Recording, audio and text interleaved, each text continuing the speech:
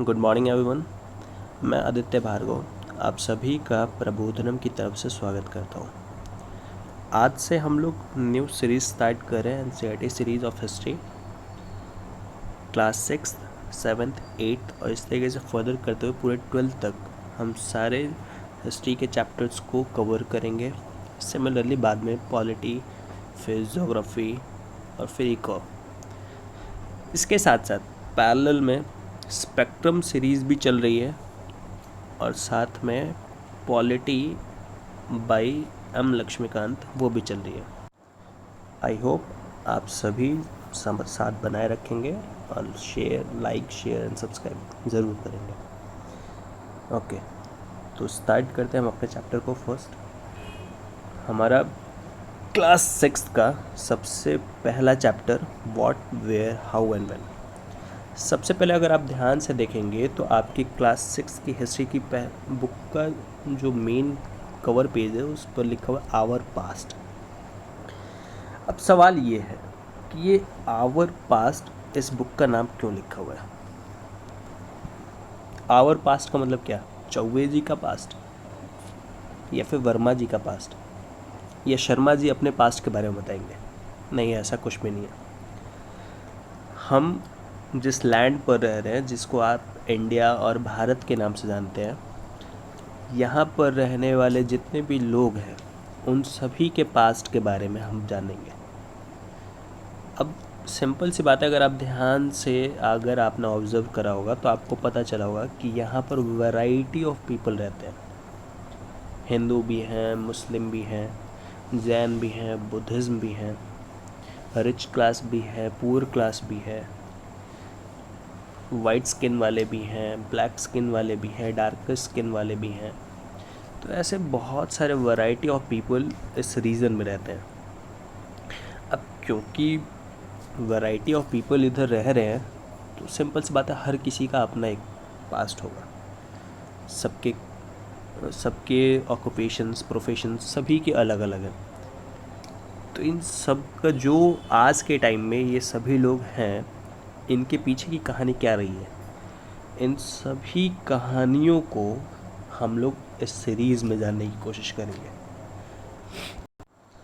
Okay, तो start करते हैं हम लोग chapter 1, what, where, how and when.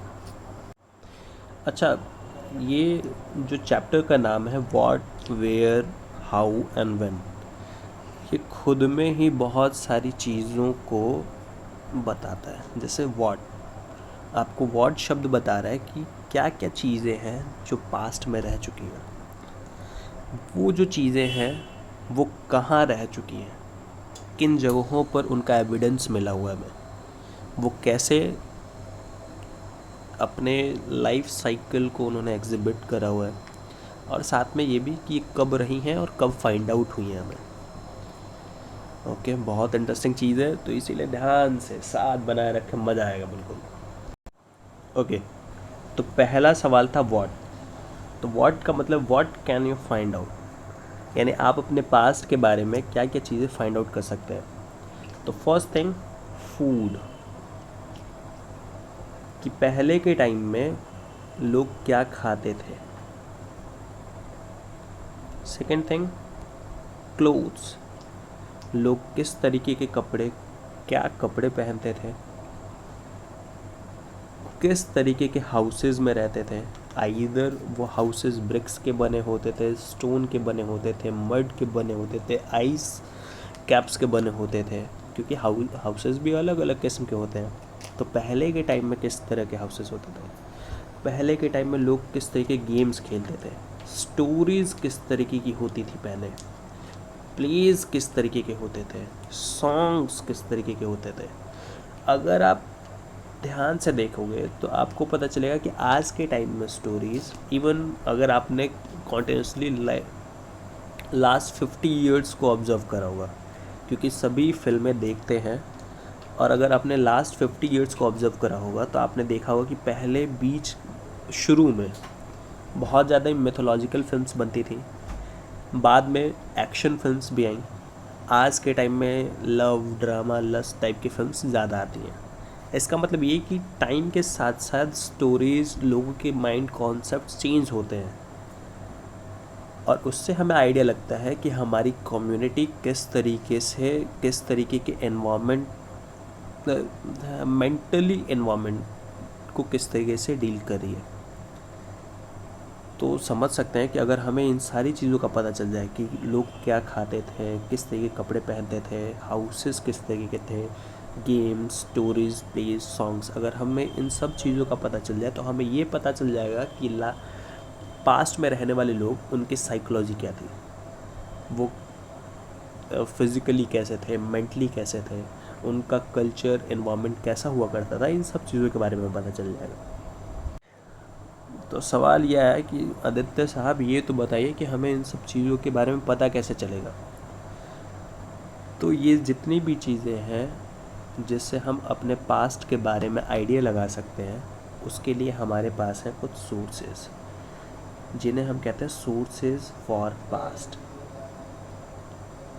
हमने सोर्सेज को अभी 3 पार्ट्स में क्लासीफाई करा हुआ है, लेकिन जब आप फर्दर आगे पढ़ेंगे तो ये क्लासिफिकेशन और भी आगे बढ़ता जाएगा। फर्स्ट टाइप ऑफ सोर्सेज जो हमारे पास अवेलेबल है वो है मैन्युस्क्रिप्ट्स। अब मैन्युस्क्रिप्ट्स क्या होते हैं? तो मैन्युस्क्रिप्ट्स होते हैं स्क्रिप्ट्स रिटन बाय हैंड। वो सारी चीज़ें जो हाथ से लिखी हुई हैं, either on a palm leaf, क्योंकि पहले के टाइम में पाम लीफ बहुत ज़्यादा ही यूज़ होता था फॉर राइटिंग समथिंग, या फिर bark of birch tree. Birch एक ट्री होता है जो कि हिमालयाज़ में ग्रो करता है। उसकी जो बार्क होती है, बार्क में छाल, उसको स्पेशली सुखा कर प्रिपेयर कर दिया जाए तो लिखने के लिए एक अच्छा सोर्स बन सकता है। तो पहले के टाइम में ऐसा ही होता था, या तो वो पाम लीफ यूज़ करते थे या फिर bark of birch tree use करते थे और उसको लिख कर उस टाइम की चीज़ों को लिखते थे। तो उस टाइम की ओके। तो अभी आपके मन में आएगा कि आदित्य साहब, ये जितनी भी चीज़ें हैं जो आपने बताया है कि food, place, stories, games, clothes वगैरह के बारे में, जिससे हम अपने पास्ट के बारे में आइडिया लगा सकते हैं, उसके लिए सवाल यही है ना कि उसके लिए हमें कैसे पता चलेगा उन सारी चीज़ों के बारे में, कि लोग क्या खाते थे, क्या पीते थे, क्या पहनते थे, क्या क्या किस तरह के स्टोरीज़ को सुनते थे, प्लेस क्या थे। तो इसके लिए हमारे पास कुछ सोर्सेज हैं जिनको हम सोर्सेज फॉर पास्ट कहते हैं। अभी हमने अपने लेवल के हिसाब से, क्लास 6 के हिसाब से, हमने इसको 3 पार्ट्स में कैटेगराइज करा हुआ है। फर्स्ट मैन्युस्क्रिप्ट्स, दूसरे inscriptions and third archaeological evidences. Further जब आप आगे बढ़ेंगे तो आपको ये क्लासिफिकेशन और भी ब्रॉडर होती हुई दिखाई देगी। तो स्टार्ट करते हैं one by one sources for past. एक एक सोर्सेज को हम स्टडी करेंगे, उसके बाद फिर हम अपनी आगे कहानी बढ़ाएंगे। तो first source for the past है वो है मैन्युस्क्रिप्ट्स। मैन्युस्क्रिप्ट्स का मतलब होता है स्क्रिप्ट्स रिटन बाय हैंड, यानी कोई भी चीज़ जो हाथ से लिखी हुई हो उसको आप मैन्युस्क्रिप्ट कहेंगे। तो पहले के टाइम के अगर एविडेंसेस को हम देखें तो हमें पता चलेगा कि 2 टाइप के मैन्युस्क्रिप्ट्स ज़्यादातर फाइंड आउट हुए हैं। एक पाम लीफ पर लिखे हुए और दूसरे बार्क ऑफ बर्च ट्री पर लिखे हुए। अब बार्क शब्द आप ऑलरेडी बार्क का मतलब भौंकना नहीं है, बार्क का मतलब छाल है। जो ट्री का जो अपर मोस्ट पार्ट होता है उसको हम लोग बार्क कहते हैं। और ये जो बर्च ट्री है वो हिमालयाज़ में ज़्यादातर पाया जाता है। तो इसको करते क्या थे कि ये जो बर्च ट्री होती है उसके छाल को निकालते थे, सुखाते थे और उसके ऊपर लिखते थे। और ये जो भी चीज़ें हैं, पाम लीफ पर लिखी हुई जो मैन्युस्क्रिप्ट्स हैं या फिर बर्च ट्री पर जो लिखी हुई मैन्युस्क्रिप्ट्स हैं, वो आज के टाइम में हमें फाइंड आउट होती है और उससे हम पास्ट के साइकोलॉजी को समझने की कोशिश करते हैं बाय रीडिंग दोज मैन्युस्क्रिप्ट्स। अगर हमें अब तक जितने भी मैन्युस्क्रिप्ट्स मिले हैं उनमें ज़्यादातर 3 लैंग्वेजेस को यूज़ करते हुए हमने देखा है। फर्स्ट लैंग्वेज है संस्कृत, सेकेंड लैंग्वेज है प्राकृत। प्राकृत का मतलब होता है a language which is local, और वर्नाकुलर टू अ रीजन, यानी एक पर्टिकुलर रीजन में जो लोकल लैंग्वेज होती है उसको हम प्राकृत या फिर वहाँ की प्राकृतिक लैंग्वेज कहते हैं। और थर्ड लैंग्वेज है तमिल। ये तीन लैंग्वेजेस को हमने ज़्यादातर, मतलब हमने तीन लैंग्वेजेस में ज़्यादातर मैन्युस्क्रिप्ट्स को देखे हुए हैं। फिर दूसरा सोर्स ऑफ पास्ट है, वो है इंस्क्रिप्शंस। इंस्क्रिप्शंस क्या होते हैं? तो these are the writings on relatively hard surfaces, यानी हार्ड सर्फेसेस के ऊपर लिखी हुई जितनी भी राइटिंग्स होती हैं, जैसे कि स्टोन हो गया, मेटल हो गया, इनके ऊपर लिखी हुई जो भी राइटिंग्स हैं उनको हम इंस्क्रिप्शंस कहते हैं। तो मैन्युस्क्रिप्ट्स और इंस्क्रिप्शंस में आपको अंतर दिखाई दे रहा होगा, दोनों राइटिंग्स ही हैं। अंतर ये है कि मैन्युस्क्रिप्ट्स जो होता है वो सॉफ्ट सरफेसेस पे लिखा रहता है, फॉर एग्जांपल लीफ और बाग ऑफ द बर्च ट्री, अभी आपने देखा। और जो इंस्क्रिप्शंस होते हैं वो हार्ड सरफेसेस पे लिखे रहते हैं। मैन्युस्क्रिप्ट्स के ख़त्म होने के चांसेस ज़्यादा होते हैं, क्योंकि लीफ को ज़्यादातर कीट पतंग जो होते हैं वो खाकर ख़त्म कर देते हैं, तो हमें मैन्युस्क्रिप्ट्स बहुत कम ही मिलते हैं। इंस्क्रिप्शंस ज़्यादा अमाउंट में मिलते हैं, क्योंकि स्टोन और मेटल ये बहुत ज़्यादा ही ड्यूरेबल होते हैं, बहुत लंबे समय तक दिखाई देते हैं।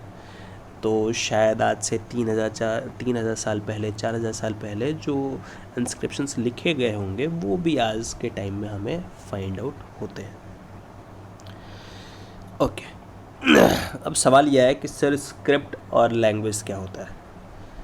तो जब आप कभी भी कोई चीज़ लिखते हैं तो आप स्पेसिफिक सेट यूज़ करते हैं, लेटर्स का, सिंबल्स का, साइंस का।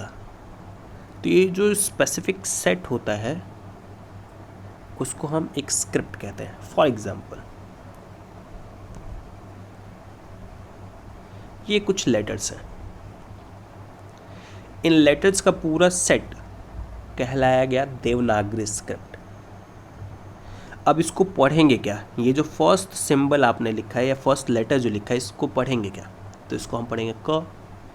ये जो सेकंड लेटर आपने लिखा है इसको हम क्या पढ़ेंगे? ख। ये थर्ड लेटर जो आपने लिखा है इसको क्या पढ़ेंगे? ग। तो किसी एक लेटर को, किसी एक सिंबल को, किसी एक साइन को आप क्या पढ़ते हैं, और ये पढ़ने का जो पूरा सेट है उसको हम कहते हैं लैंग्वेज। तो रिटन फॉर्म में स्क्रिप्ट और ओरल फॉर्म में उसको लैंग्वेज कहा जाता है।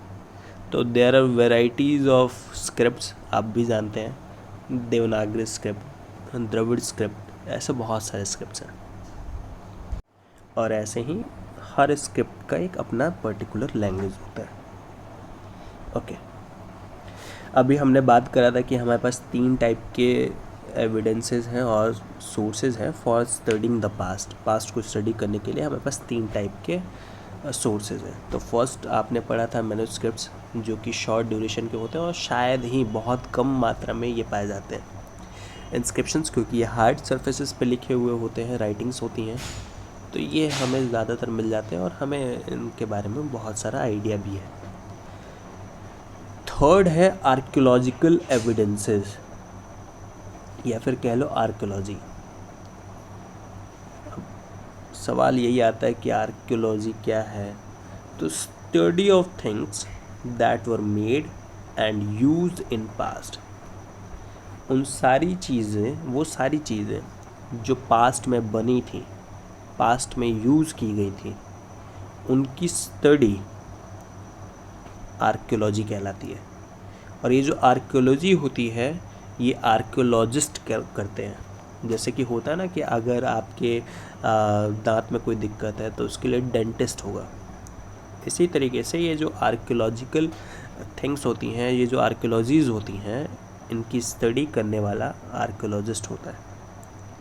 अब एक आर्कियोलॉजिस्ट क्या क्या चीज़ें स्टडी कर सकता है?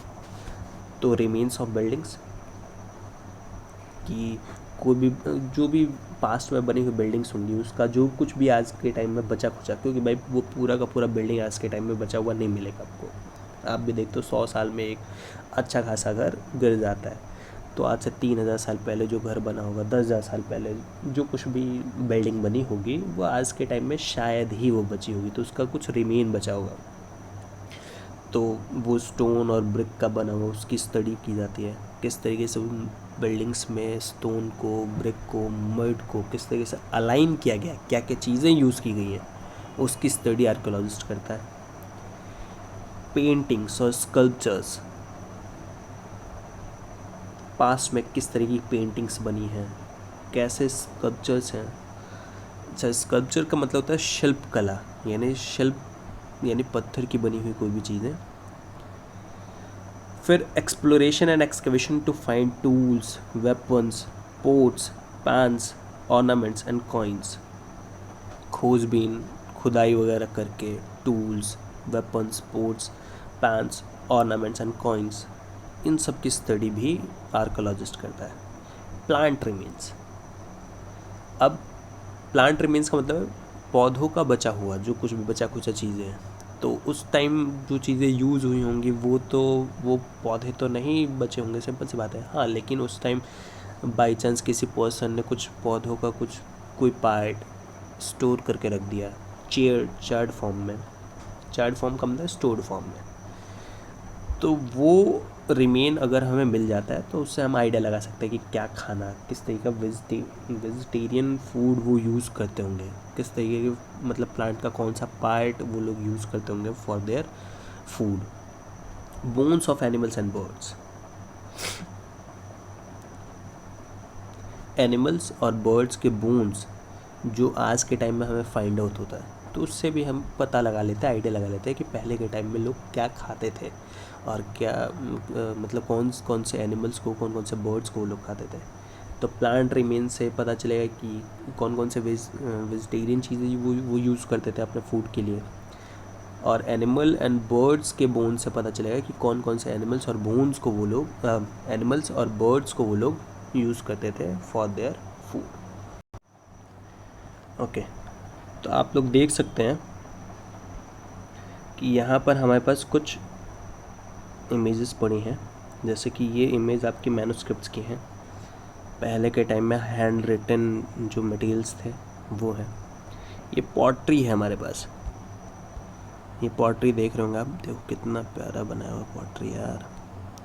सोचिए कि पास्ट में लोग कितने ज़्यादा ही डेवलप्ड थे, कितने प्यार से पॉटरी इसको डिज़ाइन करवा, फिनिशिंग देखिए इसकी, ओह इसके ऊपर डिज़ाइंस भी देखिए, बहुत बढ़िया बहुत बढ़िया। ये हमारे पास सील्स हैं, है ना। कॉइन्स की भी स्टडी होती है, पता है आप लोगों को? अच्छा, आप बताएंगे आप कि कॉइन्स की स्टडी को क्या कहा जाता है? ओके, और ये हमारे पास टूल्स एंड वेपन्स, ये टूल्स हैं, इनको वेपन्स के तौर पे भी यूज़ किया जा सकता है। ये देखिए, क्या बात क्या बात क्या बात, बहुत बढ़िया।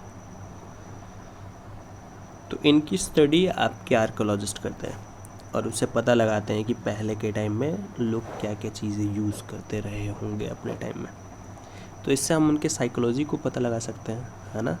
अब जैसे आज के टाइम में अगर न्यूक्लियर बॉम्ब आगे के मान लो 3000 साल बाद न्यूक्लियर बॉम्ब्स मिल जाए किसी पर्सनैलिटी को, तो वो यही समझेगा ना कि हाँ इस टाइम में न्यूक्लियर बॉम्ब के बारे में पता था लोगों को और अच्छा खासा एडवांस टेक्नोलॉजी था।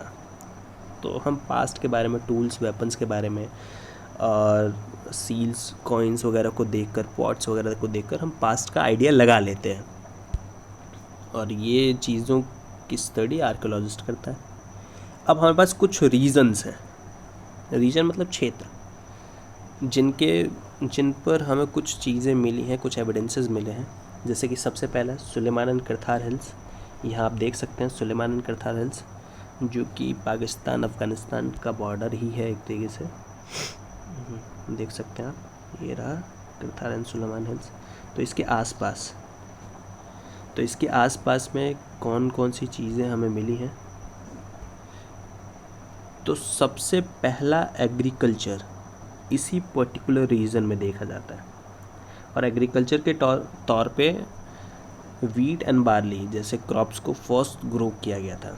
ये कब की बात है? तो लगभग 8000 साल पहले, 8000 साल पहले इस क्षेत्र में, इस रीजन में वीट एंड बार्ली ग्रो किया गया था, यानी फर्स्ट एग्रीकल्चर यहाँ पे हुआ था, फाइंड आउट हुआ था हमें।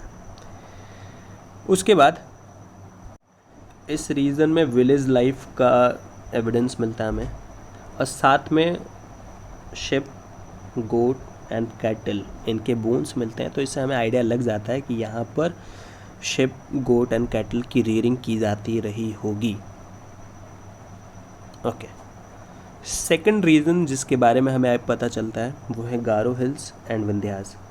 इन दोनों जगहों पर एग्रीकल्चर डेवलप हुआ था, लेकिन ध्यान रखें, अभी अभी थोड़ी देर पहले बताया मैंने कि एग्रीकल्चर सबसे पहले इंडिया में डेवलप हुआ था, वो था सुलेमान एंड करथार हिल्स। सर आप तो इंडिया कह रहे हो, लेकिन सुलेमान एंड करथार हिल्स जो हैं वो इंडिया का तो पार्ट है नहीं, वो तो पाकिस्तान और अफ़गानिस्तान का बॉर्डर वाला पोर्शन है।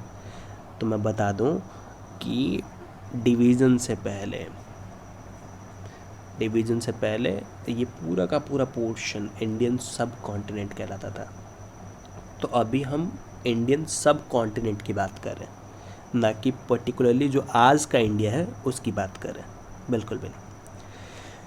फिर दूसरा रीज़न जिसके बारे में हमें कुछ पता चलता है वो है गारो हिल्स एंड विंध्यास के बारे में, जहाँ पर एग्रीकल्चर डेवलप हुआ फर्दर बाद में। और विंध्यास में अगर आप जानेंगे तो आपको पता चलेगा नॉर्थ ऑफ द विंध्यास में राइस सबसे पहले ग्रो की गई। सुलेमान एंड करथार हिल्स की अगर हम बात करें तो यहाँ पर आपको वीट एंड बार्ले के एविडेंसेस मिलते हैं कि फर्स्ट वीट एंड बार्ले यहाँ पर ग्रो किया गया होगा।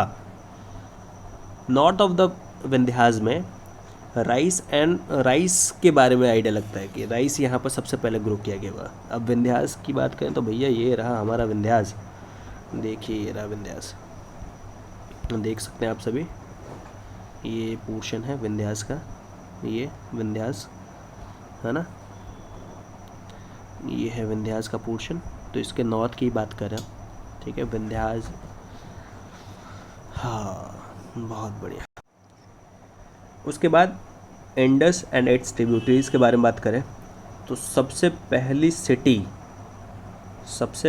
सिटी यहाँ फ्लरिश हुई थी अबाउट 4700 ईयर्स अगो। पहली सिटी बोला है मैंने। इससे पहले हमने सुलेमान एंड करथार हिल्स की बात करें तो वहाँ विलेज लाइफ था, सिटी लाइफ नहीं था। लेकिन इंडस एंड इट्स ट्रिब्यूटरीज के अलोंग वाला जो रीजन है, कि अराउंड वाला जो रीजन है, यहाँ पर सबसे पहली सिटी फ्लरिश हुई थी। अगर आप यहाँ पर देखेंगे तो ये पोर्शन है आपका इंडस वाला पोर्शन,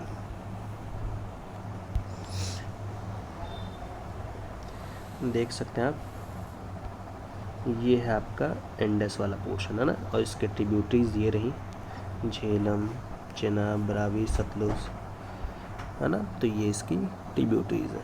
तो इस पर्टिकुलर पोर्शन में सबसे पहली सिटी फ्लरिश हुई थी अबाउट 4700 ईयर्स अगो। क्या बात है, क्या बात है।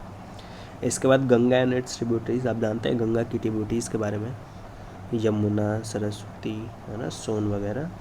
तो यहाँ पर भी सिटी डेवलप हुई है, लेकिन ये 2500 ईयर्स अगो की बात है। 4700 ईयर्स पहले, 4700 ईयर्स का मतलब समझ रहे हो, अभी 2000 और 2700 साल पहले, और ठीक है, तो 4700 साल पहले सबसे पहली सिटी फ्लरिश हुई थी। उसके एविडेंसेस हमें मिलते हैं। अभी हम मतलब एविडेंसेस के ही उस पर बोल सकते हैं ना, एक्चुअल में क्या रहा होगा वो तो नहीं पता, लेकिन एविडेंसेस के हिसाब से अभी तक हमें यही फाइंड आउट हुआ कि अब सबसे पहले सिटीज़ इंडस और उसके ट्रिब्यूटरीज़ के आसपास फ्लरिश हुआ था। गंगा और उसके ट्रिब्यूटरीज़ के आसपास भी सिटीज़ डेवलप हुई थी, लेकिन वो फर्स्ट नहीं थी, क्योंकि फर्स्ट तो ऑलरेडी 4700 साल पहले फ्लरिश हो चुकी थी। अच्छा, मगध एम्पायर के बारे में भी हमें पता चलता है कि गंगा के किनारे एक मगध एम्पायर रहा होगा पहले, जो कि first big kingdom, one of the first big kingdom. Indian सब कॉन्टिनेंट की बात करें हम, पूरे वर्ल्ड लेवल की बात नहीं करें हम, ये तो फर्स्ट अर्लीस्ट जो कुछ भी बात हो रही है इंडियन सब कॉन्टिनेंट में ही बात हो रही है। तो गंगा और इट्स ट्रिब्यूटरीज की बात करें तो ये रहा कि गंगा और इसकी ट्रिब्यूटरीज, ये देख सकते हैं आप, ये गंगा है ना, इसकी ट्रिब्यूटरीज ये चंबल, यमुना, सोन, ये सारी के सारे ट्रिब्यूटरीज हैं। ओके, तो यहाँ पर सिटीज़ फ्लरिश हुई थी।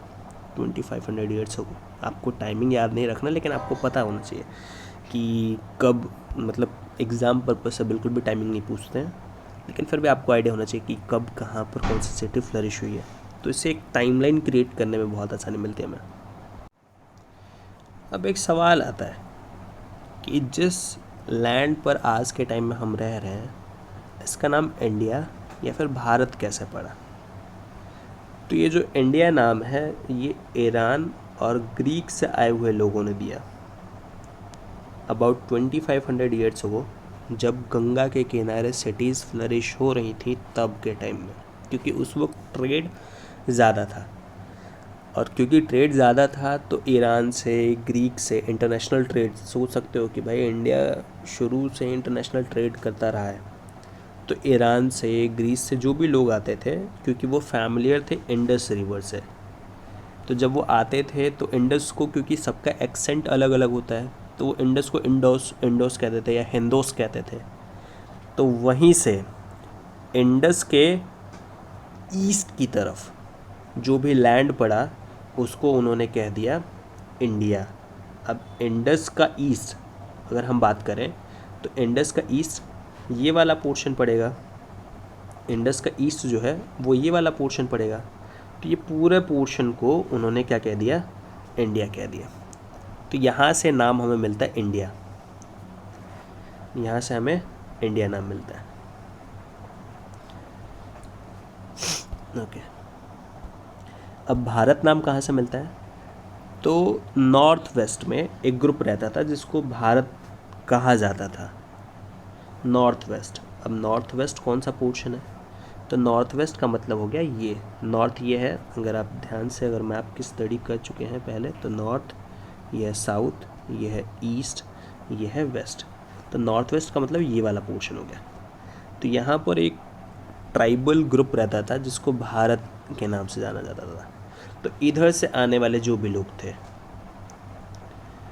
वो इसी ग्रुप के नाम से इस पूरे लैंड को जानने लग गए, और इसलिए हमें नाम मिला भारत। इस पूरे लैंड का नाम मिल गया भारत। तो इंडिया और भारत, इस ज़मीन का नाम इंडिया या भारत कैसे पड़ा, ये अब आप समझ सकते हैं। इसके साथ साथ डेट की रीडिंग कैसे की जाती है? तो जीसस क्राइस्ट जो हैं उनके जन्म को हमने ज़ीरो मान लिया है। तो जीसस क्राइस्ट के बाद का जो भी पोर्शन आया उसको हमने पॉजिटिव वे में लिया, और उसको हमने एडी और सीई, एडी का मतलब होता है एनो डोमिनी और सीई का मतलब होता है कॉमन एरा। तो जीसस क्राइस्ट के बाद के टाइमिंग को हमने एनो डोमिनी और कॉमन एरा के नाम से जाना। इनके जन्म से पहले की जो टाइमिंग होती थी उसको हमने BCE और BC बोला। BC का मतलब है बिफोर क्राइस्ट और BCE का मतलब है बिफोर कॉमन एरा। तो BC और BCE और BCE, BCE का मतलब बिफोर कॉमन एरा। अभी हम लोग 2021 में रह रहे हैं, तो एक्चुअली में हम इसको कहेंगे 2021 AD। अब इसका मतलब है कि जीसस क्राइस्ट के 2021 साल बाद अभी हमारा अस्तित्व है।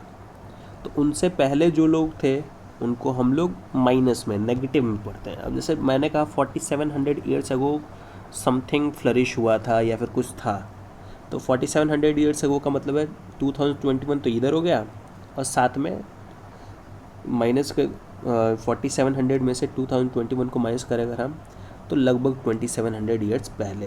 तो जीसस क्राइस्ट के 2700 ईयर्स पहले, तो हम कहेंगे 2700 BCE या फिर BC। तो इससे पता चल गया कि हम बात कर रहे हैं 4700 साल पहले की। ओके, इसी तरीके से कोई मुझसे पूछे कि 3000 BC का मतलब क्या है, तो 3000 BC का मतलब है कि 3000 साल पहले, क्राइस्ट के जन्म के 3000 साल पहले।